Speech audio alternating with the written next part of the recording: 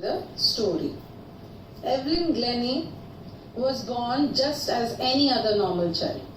Her loss of hearing was gradual. When she was at school at the age of 8, her mother, Isabel Glennie, first noticed her about her difficulty in hearing.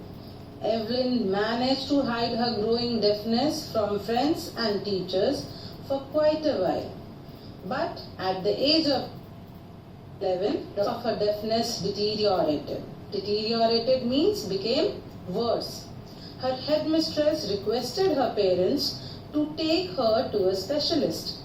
It was then discovered that her hearing was badly damaged or impaired as a result of gradual nerve damage.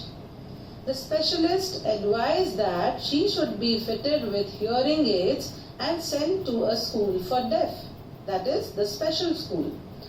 For Evelyn, everything suddenly looked black. But she did not give up. She determined to lead a normal life and pursue her interest in music.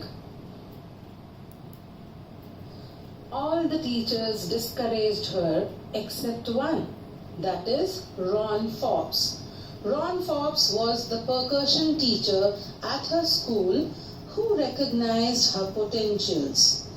He drilled her by playing 2 large drums to different notes. He trained her not to hear but feel the music through various parts of her body. This proved great for her, and the rest was a strong determination and hard work. Evelyn Glennie never looked back then. At the age of 16, she toured UK with a youth orchestra. Evelyn, at the age of 16 only, auditioned for the Royal Academy of Music, London, and she scored the highest marks in the history of the Academy. During the 3 years of the course, she achieved the most of the top awards at the Academy. In 1991, she was presented with the Royal Philharmonic Society's prestigious Soloist of the Year award. She has been awarded with a long string of awards including a 1988 Grammy and 15 honorary doctorates. Evelyn's success mantra. Evelyn believes if you work hard and know where you are going, you will get there. And she got right to the top. The world's most sought after multi-percussionist with a mastery of some 1,000 instruments and hectic international schedule. Music for Evelyn is like it pours in through every part of my body. It tingles in the skin, my cheekbones, and even in my hair. Evelyn, in the eyes of other masters of percussion like James Blades. James Blades says, God may have taken her hearing, but he has given her back something extraordinary. What we hear, she feels far more deeply than any of us. That is why she expresses music so beautifully.